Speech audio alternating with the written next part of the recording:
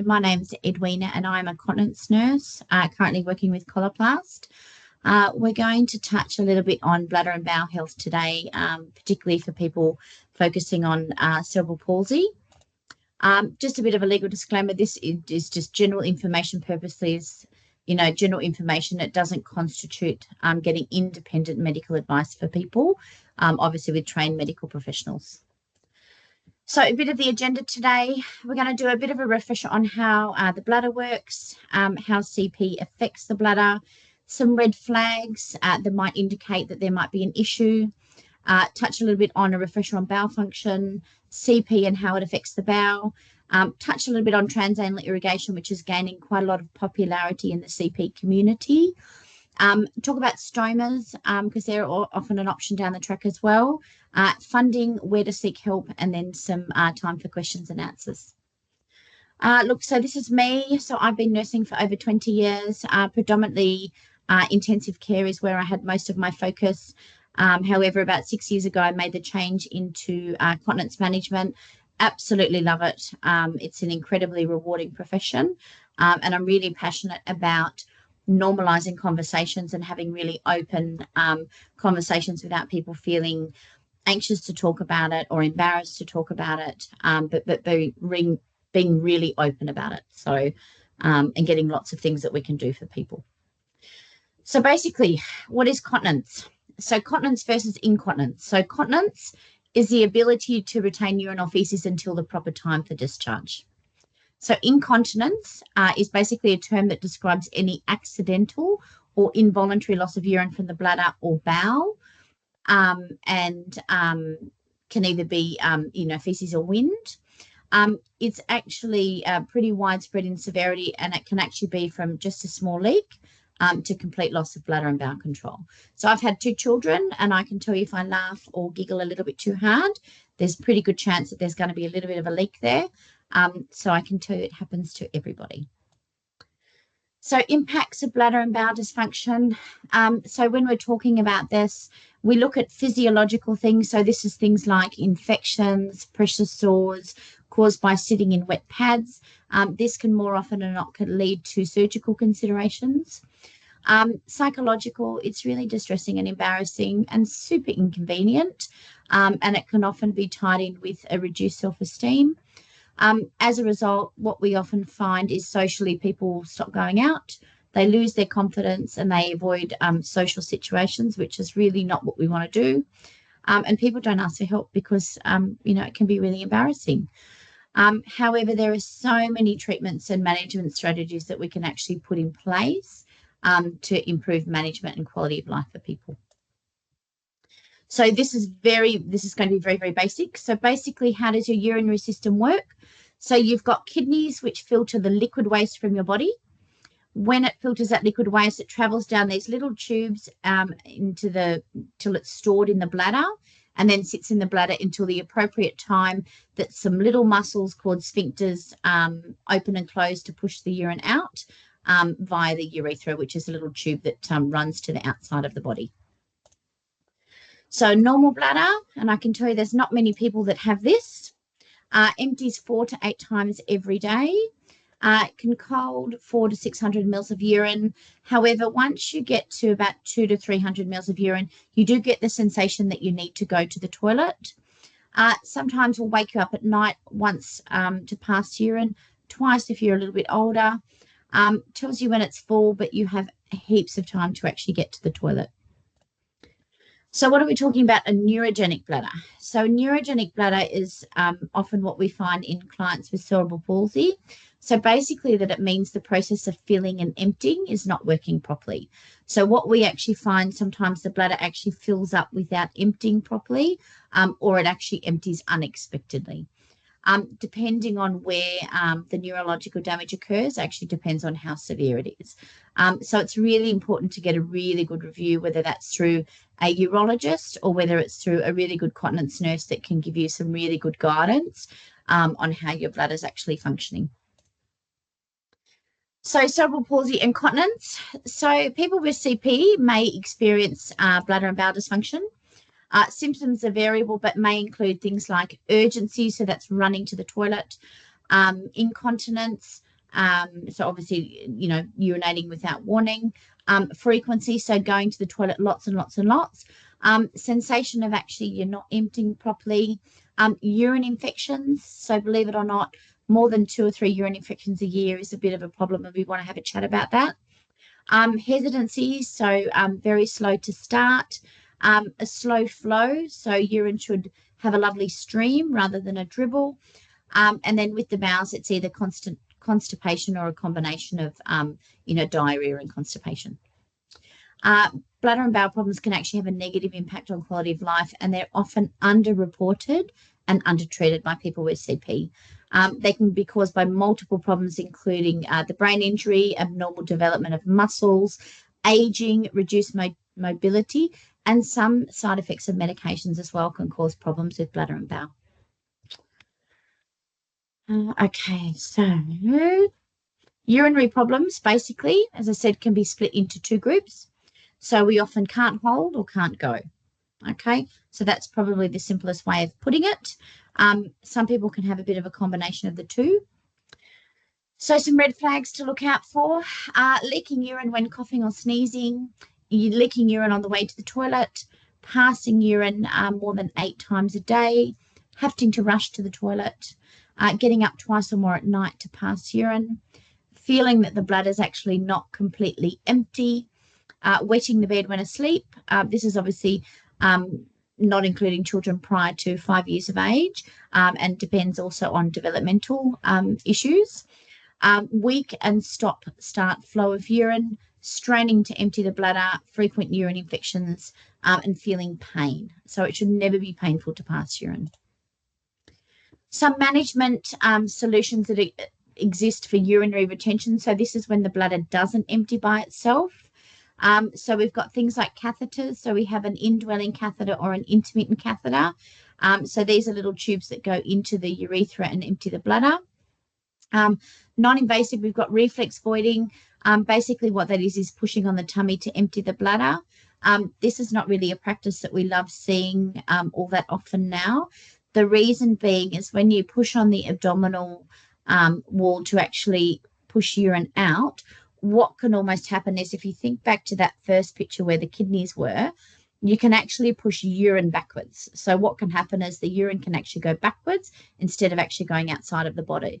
And that can actually cause problems with your kidneys long term. So we really don't want to get into a practice of pushing on the tummy. Invasive surgery. So you've got the Mitrofanov, which I'll touch a little bit very briefly on next, and your SPC, so your suprapubic catheter, which is the catheter that comes out of your tummy. So Mitrofanov, these are really, really common in children. It's basically just an alternative route to empty the bladder. Instead of actually going through the urethra between the legs, they actually tunnel the appendix. So they use the appendix basically as a little pathway between the bladder and the abdominal wall. It's done usually through the belly button. And what people do is they pass an intermittent catheter, or a catheter that's used once and thrown in the bin. Pass the catheter in, empty the bladder, remove the catheter, and actually throw it in the bin.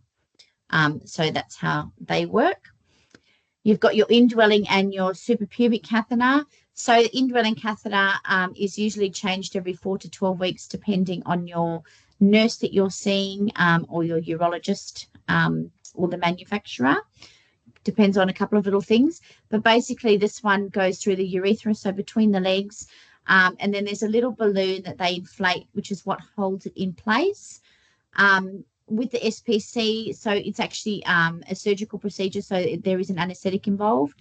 And they basically make an opening in the outside of the tummy, and they pass the catheter through from the tummy into the bladder.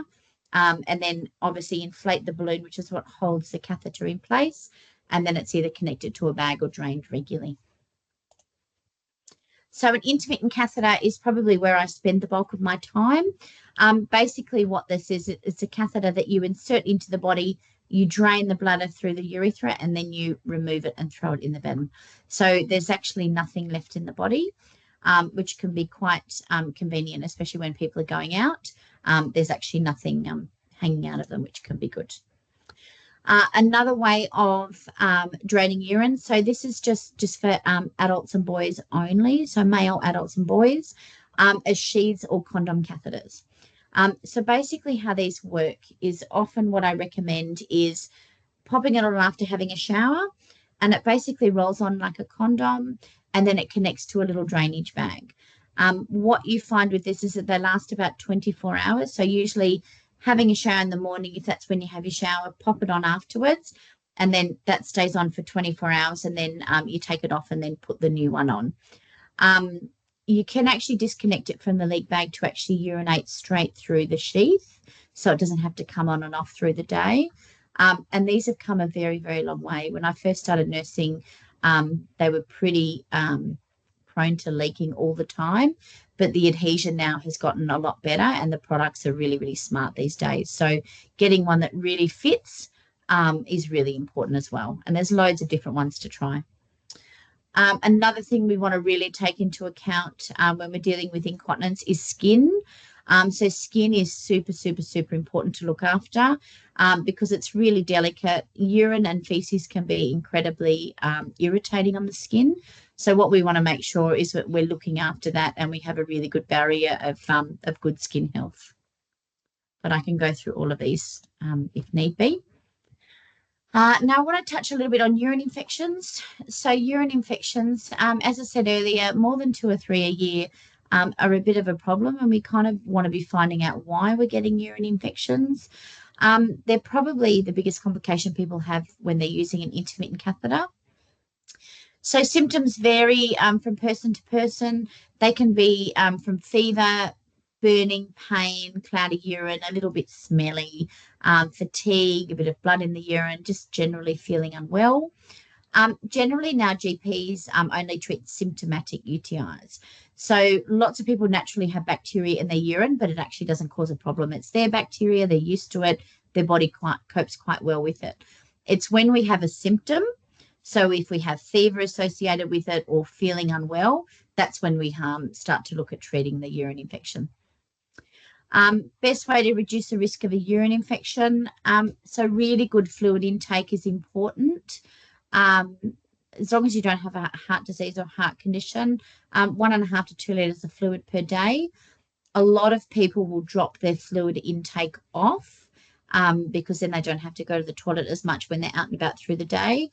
That often has the opposite effect because when you don't drink enough water, your urine is more concentrated. And then what we find that actually irritates the bladder more. So that's not what we want to kind of achieve. We want a good regime of going to the toilet 4 to 6 times a day. We want to keep the bladder volumes to about 400 mils or not overfill the bladder. Really good hand hygiene. So really good hand washing is incredibly important. And then if we are using intermittent catheter or a catheter, we've got really good technique and we're keeping everything nice and clean. So other products, as I said, we might be using is you've got the Uridomes and the Uribags, which we've covered. Absorbent products, so there's pads and protective underwear. Absorbent products have come a very, very long way. And there's a lot of reusable ones that people can use now. There's ones that you can specifically use for going swimming with. And there's also a lot of really good products that you can use, for things like beds and for sheets and so forth, which saves, if you do have a bit of a wet bed at night, instead of changing all of the sheets, you just change the little underpad. So there's a lot of really good stuff available out there. When we're looking at retention, so when people can't empty their bladder, this is where you get your indwelling catheter with the urine bags or your intermittent catheter. So that's where they come in. Discussion. So pathway to suitable treatment. So when we're having issues with our bladder, what do we do? So often your first trip would be to your GP or to a continence nurse. Identify a problem. Please don't suffer in silence. If you're getting any of these symptoms, have a chat about it. Get some help. There's lots and lots of stuff that we can usually do to manage it. Diagnose the problem. So as I said, get your GP or your specialist to know of your symptoms. Some tests that they might do, which I'll touch very briefly with shortly. And then some treatment options. So medication, sometimes muscles, like physiotherapy or pelvic floor stuff. Absorbent products, catheters, collecting devices and surgery. So there's lots of things that we can do. So some of the tests you might have, so you've got an MSU or a midstream of urine. So if you have this done and you have some white cells in there, it might indicate that there's a urine infection or some inflammatory process going on. Blood might actually suggest that there's problems with the kidneys, and glucose might actually indicate that there's potentially could be diabetes there. So there's lots of things that we test for in the urine. Ultrasound. So basically an ultrasound uses sound waves to visualize the bladder and all of the parts of the urinary tract. So thinking back to when we were looking at the kidneys and all the little tubes and the ureters. The other thing that we can do, and I often do in my clinic, is I measure what we call a post-void residual. So basically that's what's left in the bladder after going to the toilet. So someone does a wee and then I actually see that they're emptying their bladder properly. And it's a really good indicator. If they're not emptying their bladder properly, it's a really simple way of me actually being able to check that one. Urodynamics, you may or may not have these done. These are usually done by your urologist. The reason that they do this, they look at things like the bladder wall, the sphincters, which are those little muscles that open and close to allow urine to come in and out, and then the urethra, which is about storing and releasing urine. The other thing that we often find CP clients are affected with is something called the detrusor muscle. So basically the detrusor muscle, and this has picked up how well this works in a urodynamics, is there's a little muscle on the wall of the bladder. It's a smooth muscle. And what happens is it relaxes to allow the bladder to fill up. And then when the bladder needs to be emptied, it actually contracts to actually squeeze the urine out. So how that works is it relaxes and contracts. So when you have sometimes problems with pushing the urine out, often the detrusor muscle is the problem.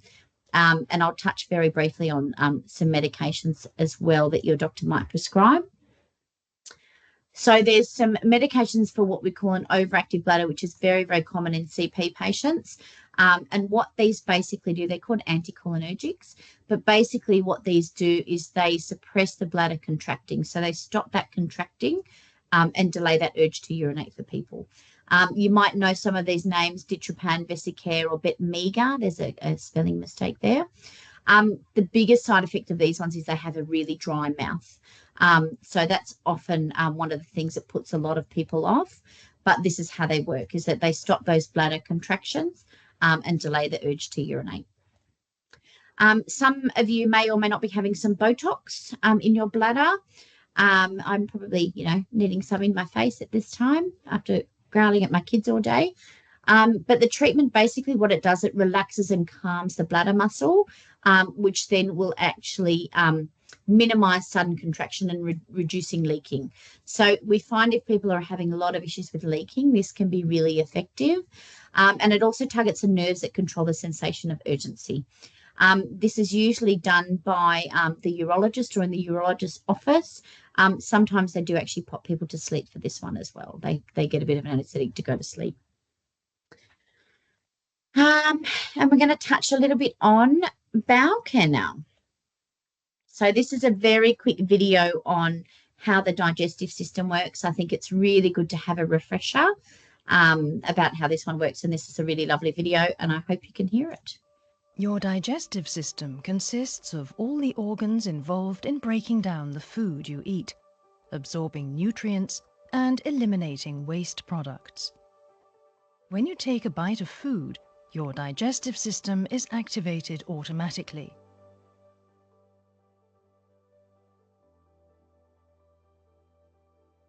In the stomach, the food is broken down into smaller pieces and digestive juices are added. The now liquid food is passed onto the small intestine, where the nutrients are absorbed and digested. In the large intestine, also called the colon, water and salts are absorbed, causing the waste products to become firmer and turn into stool.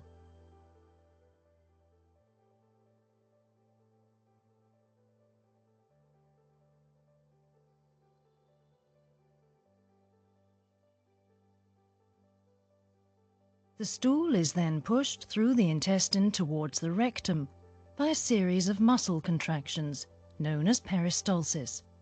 You have 3 to 4 major peristaltic movements each day. The time it takes for food to pass through your digestive system is called the transit time. The average transit time for females is 2.4 days, and 1.9 days for males.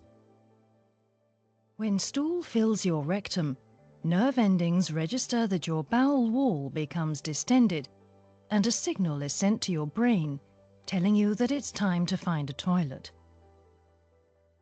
At the same time, your internal sphincter relaxes by reflex, and stool moves down towards the anus.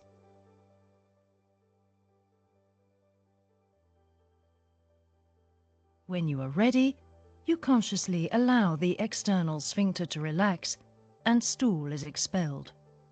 In between going to the toilet, both the internal and the external anal sphincter are contracted to keep you continent.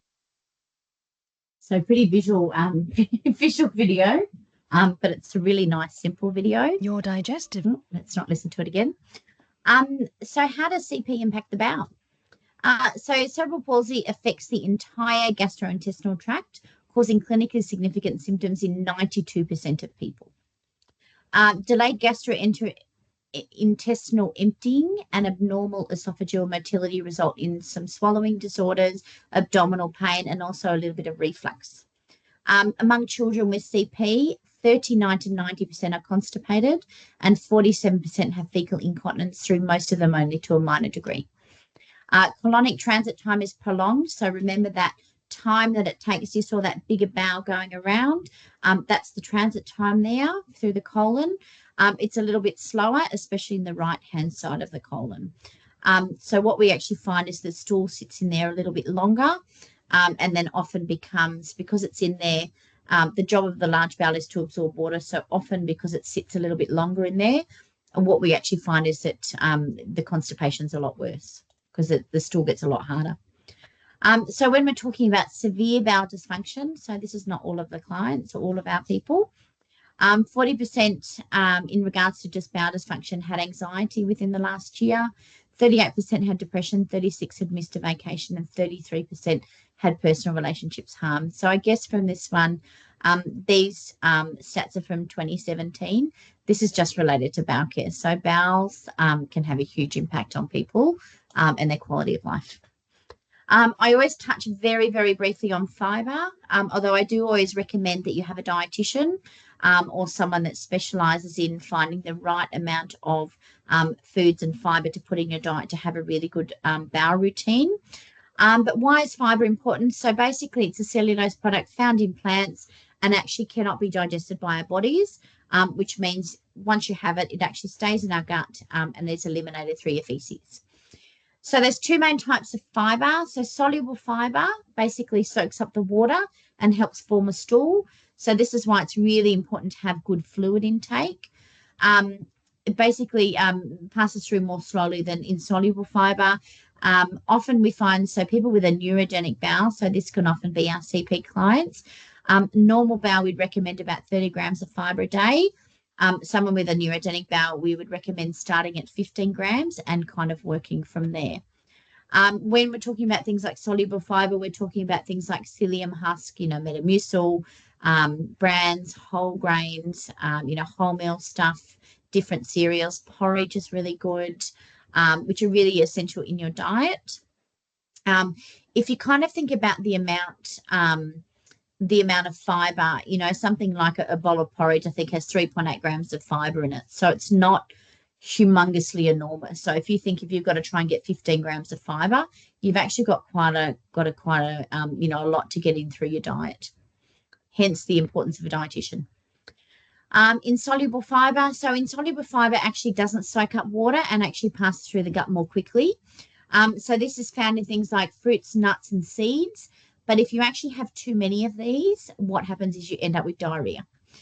So what we actually want to do is, yet again, I think it's really important to see a dietitian, or if you find you're a little bit on the looser side, increase your soluble fibre a little bit and see if that helps. But having a really good routine can make a bit of a difference.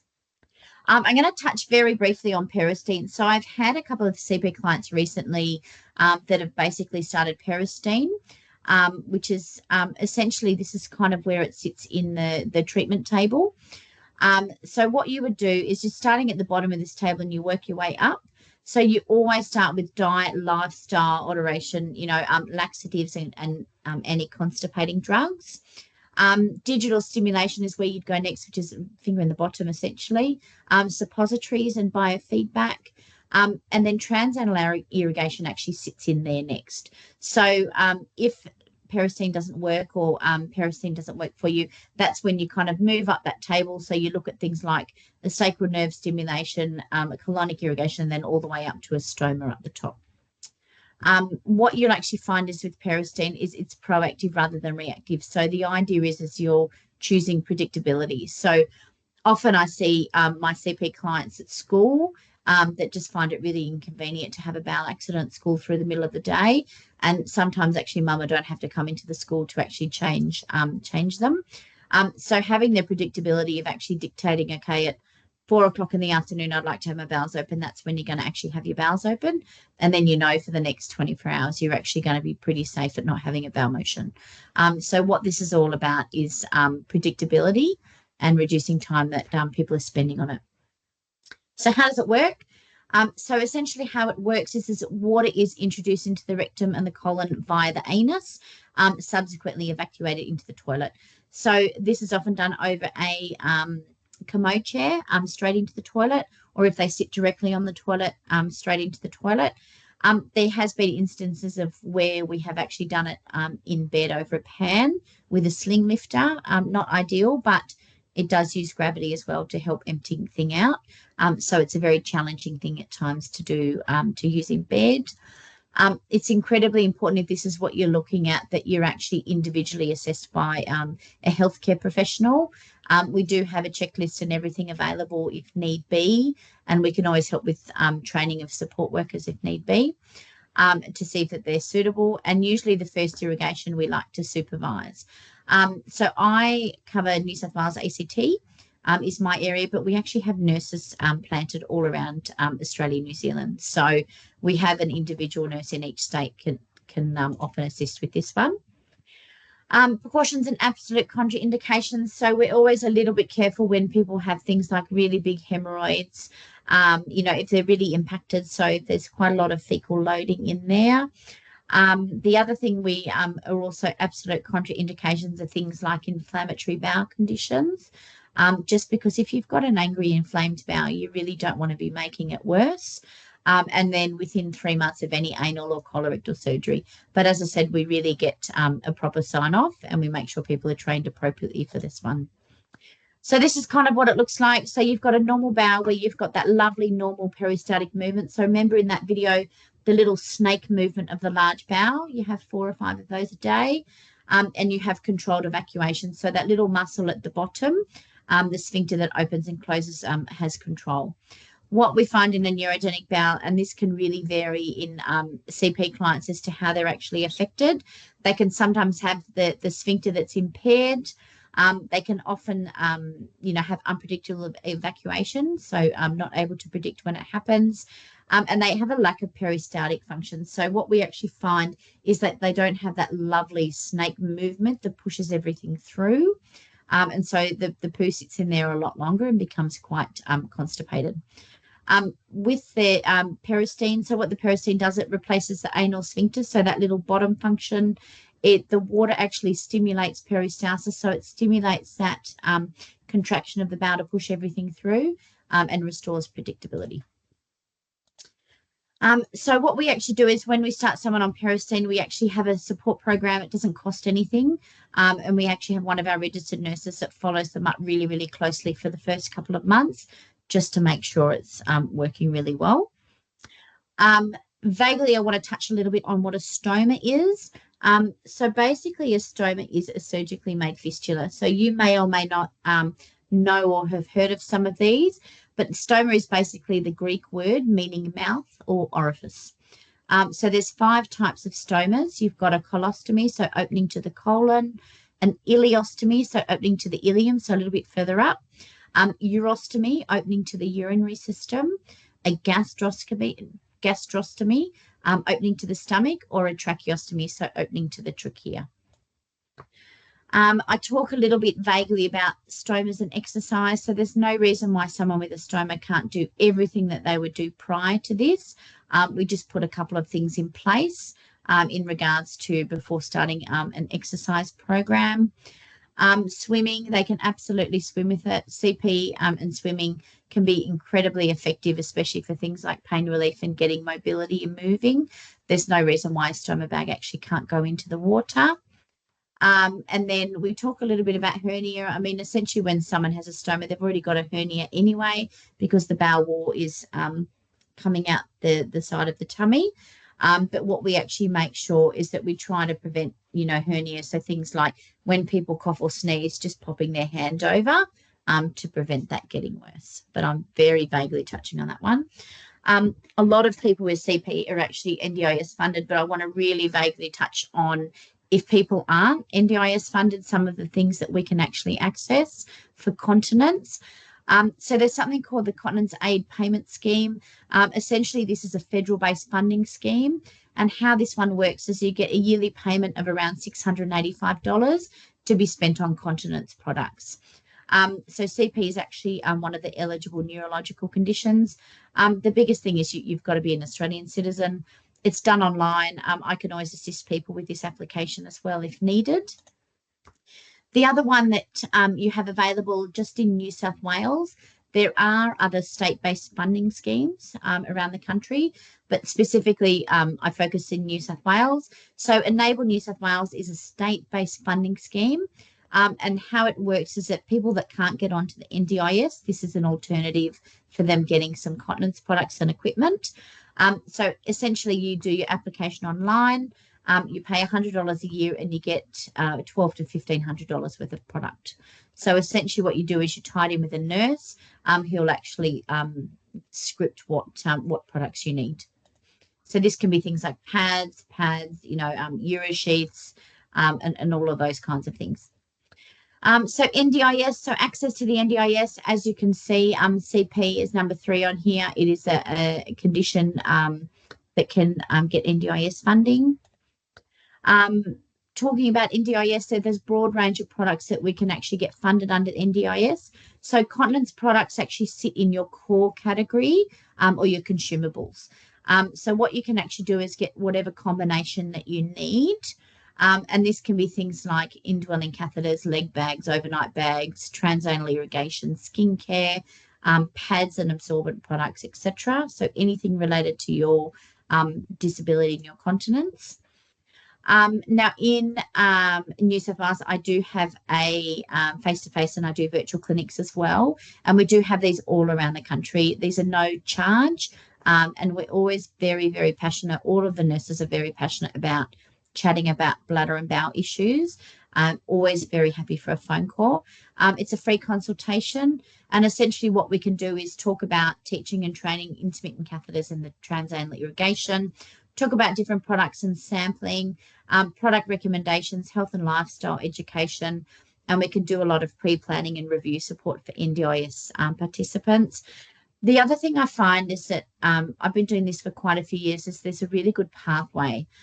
So if people come to me and they're not quite sure where to go, there's a pretty good idea that one of our nurses can actually say, okay, this is where you can go, or these are some private providers that can do a continence assessment, or these are, people in your area. So we have really good contacts, and there are some incredible continence nurses that are really, really good at their job that can assist with this one as well. So it's really important to reach out. Very vaguely, this is just a little QR code if you want to book a free appointment with me. As I said, I cover New South Wales ACT, but we do have lovely nurses all the way around the country that are very happy to have a chat. As I said, there's no cost for the appointment. So even if you're umming and ahhing, or you think, oh, maybe I'll just ask that, no question is ever a silly question. If you're sitting at home thinking, I wonder if we can do this better, or if I wonder if we can help in this way, no question is ever a silly question. You don't have to be using any of our products to actually access our nursing service. We're always happy to help anyone if need be. And I think that's it.